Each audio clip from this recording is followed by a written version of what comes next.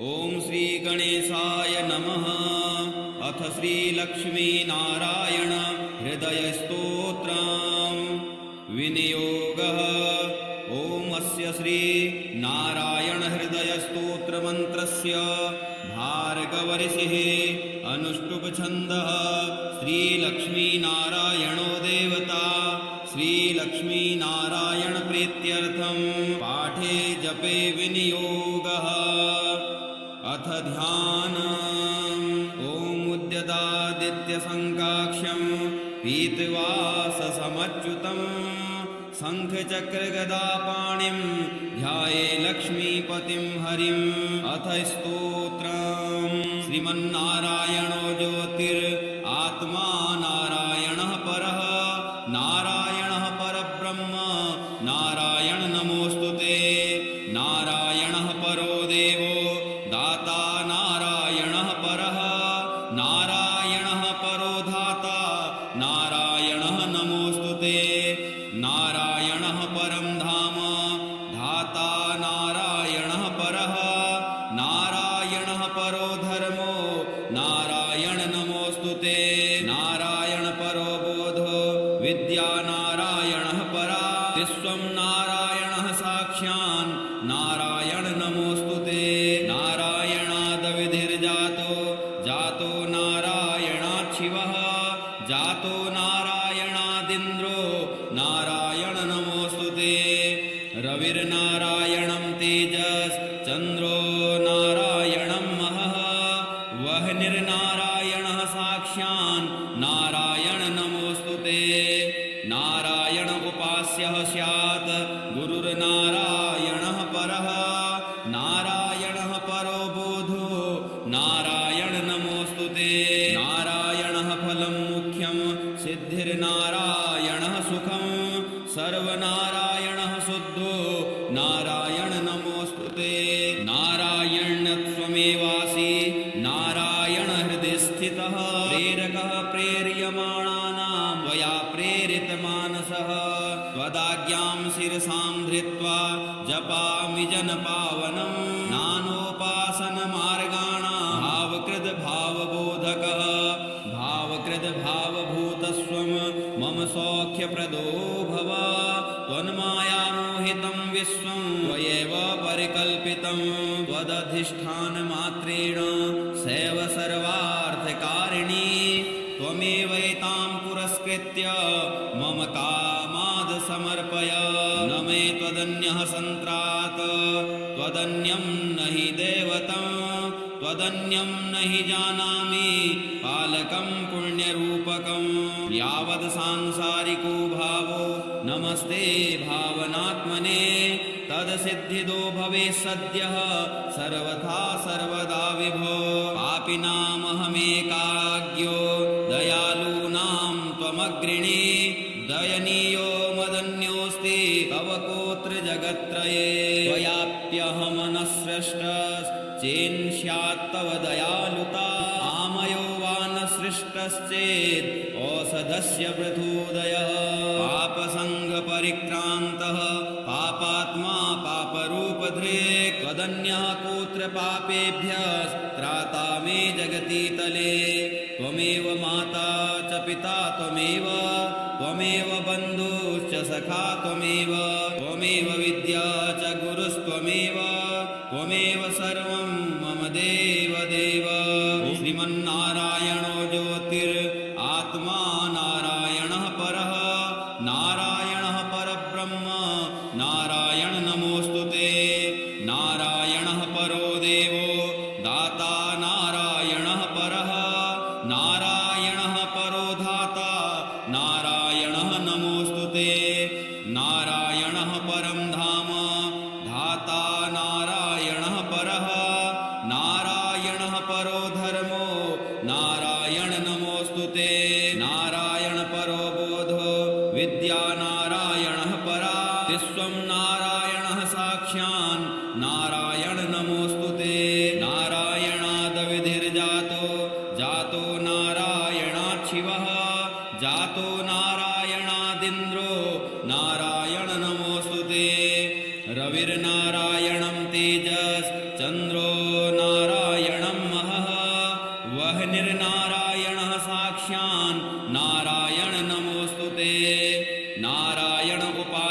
स्यात् गुरुर्नारायणः परः नारायणः परो बोधो नारायण नमोऽस्तुते नारायणः फलं मुख्यं सिद्धिर्नारायणः सुखं सर्वनारायणः शुद्धो नारायण नमोऽस्तुते नारायणत्वमेवासि नारायण हृदि स्थितः प्रेरकः प्रेर्यमाणानां त्वया प्रेरितमानसः त्वदाज्ञां शिरसां धृत्वा जपामि जनपावनं नानोपासनमार्गाणां भावकृद्भावबोधकः भावकृद्भावभूतस्वं मम सौख्यप्रदो भव त्वन्मायामोहितं विश्वं त्वयैव परिकल्पितं त्वदधिष्ठानमात्रेण सैव सर्वार्थकारिणी त्वमेवैतां पुरस्कृत्य मम कामाद् समर्पय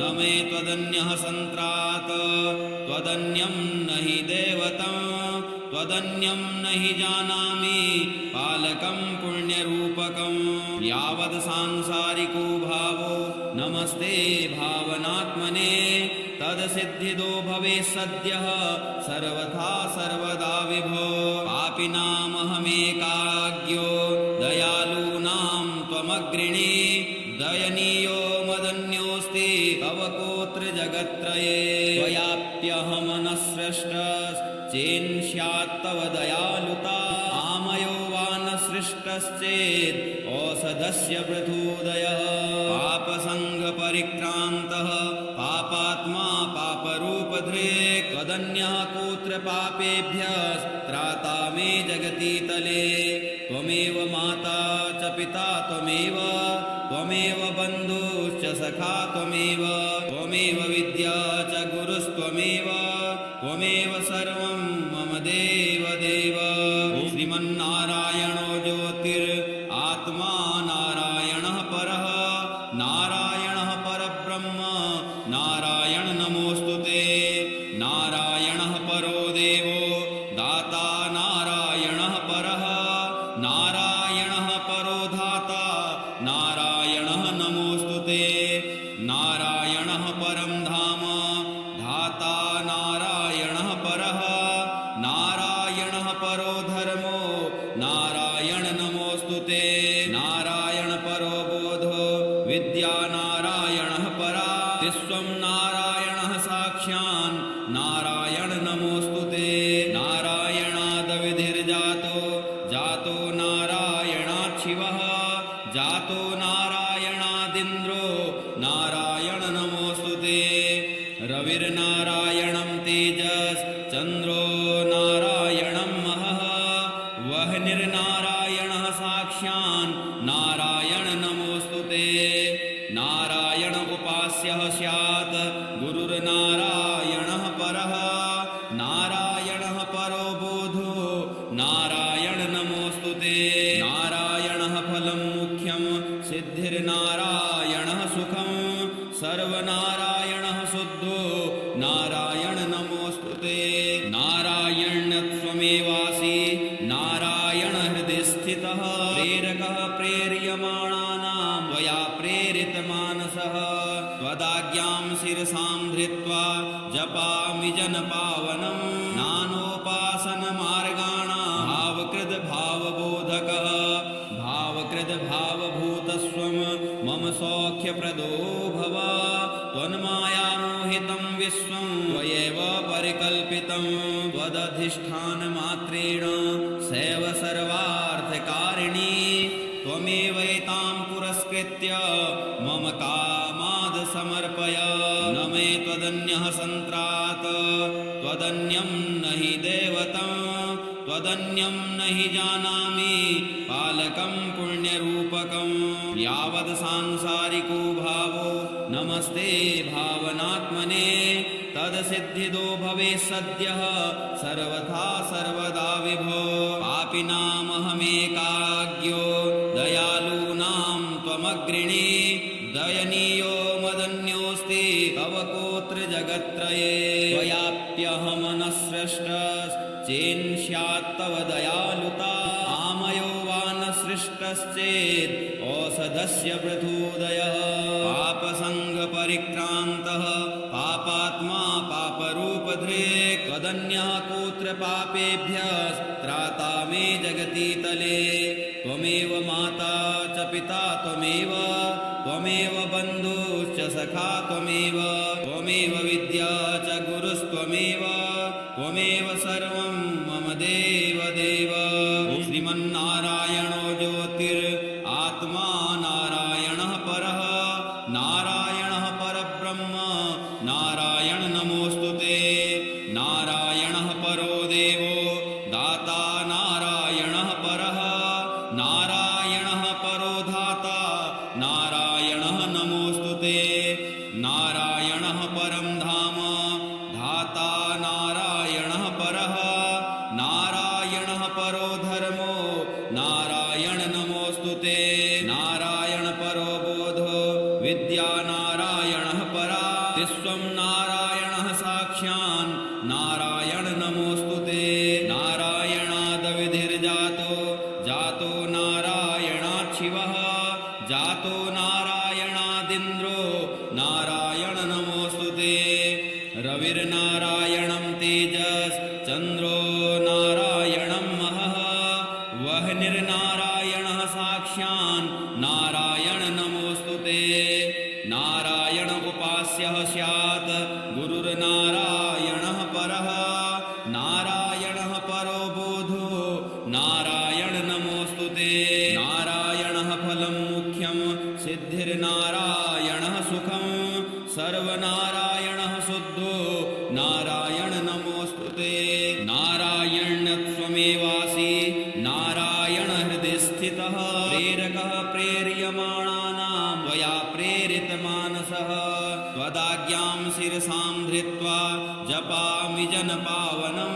नानोपासनमार्गाणां भावकृद्भावबोधकः भावकृद्भावभूतस्वं मम सौख्यप्रदो भव त्वन्मायामोहितं विश्वं त्वयैव परिकल्पितं त्वदधिष्ठानमात्रेण सैव सर्वार्थकारिणी त्वमेवैतां पुरस्कृत्य मम कामाद् समर्पय न मे त्वदन्यः सन्त्रात् त्वदन्यं न हि दैवतं त्वदन्यं न हि जानामि पालकं पुण्यरूपकं यावद् सांसारिको भावो नमस्ते भावनात्मने तदसिद्धिदो भवेत् सद्यः सर्वथा सर्वदा विभो पापिनामहमेकाज्ञो दयालूनां त्वमग्रिणी दयनीयो मदन्योऽस्ति तव कोऽत्र जगत्त्रये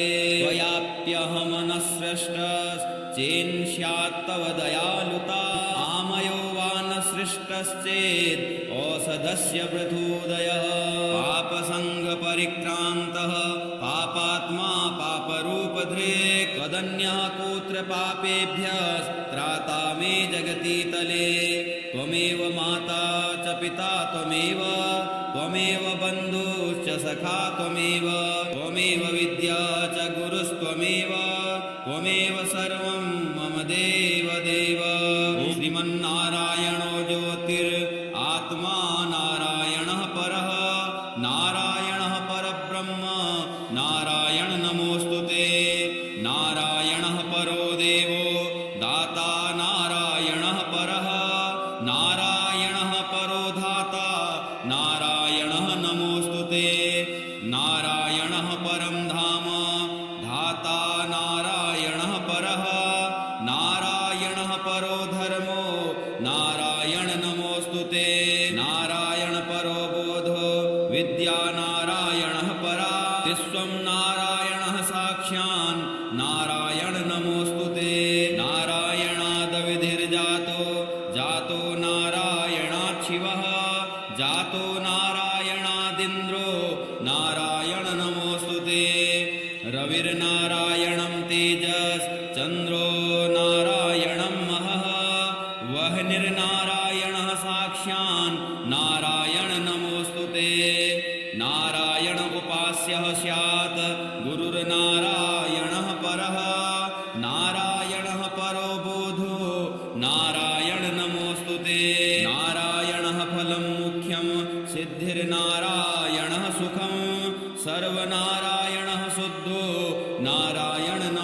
नमोऽस्तुते नारायण्यत्वमेवासि नारायण हृदि स्थितः प्रेरकः प्रेर्यमाणानां त्वया प्रेरितमानसः त्वदाज्ञां शिरसां धृत्वा जपामि जनपावनं नानोपासनमार्गाणां भावकृद्भावबोधकः भावकृद्भावभूतस्वं मम सौख्यप्रदो भव त्वन्मायामोहितं विश्वं त्वयैव परिकल्पितं त्वदधिष्ठानमात्रेण सैव सर्वार्थकारिणी त्वमेवैतां पुरस्कृत्य मम कामाद् समर्पय न मे त्वदन्यः सन्त्रात् त्वदन्यं न हि दैवतं त्वदन्यं न हि जानामि पालकं पुण्यरूपकं यावद् सांसारिको भावो नमस्ते भावनात्मने तदसिद्धिदो भवेत् सद्यः सर्वथा सर्वदा विभो पापिनामहमेकाज्ञो दयालूनां त्वमग्रिणी दयनीयो मदन्योऽस्ति तव कोऽत्र जगत्त्रये त्वयाप्यहमनसृष्टश्चेन्स्यात्तव दयालुता आमयो वा न सृष्टश्चेत् औषधस्य पृथूदयः पापसङ्गपरिक्रान्तः पापात्मा पापरूपधृक् त्वदन्यः कोऽत्र पापेभ्यः त्राता मे जगति तले त्वमेव माता च पिता त्वमेव त्वमेव बन्धुश्च सखा त्वमेव विद्या च गुरुस्त्वमेव त्वमेव सर्वं मम देव देव।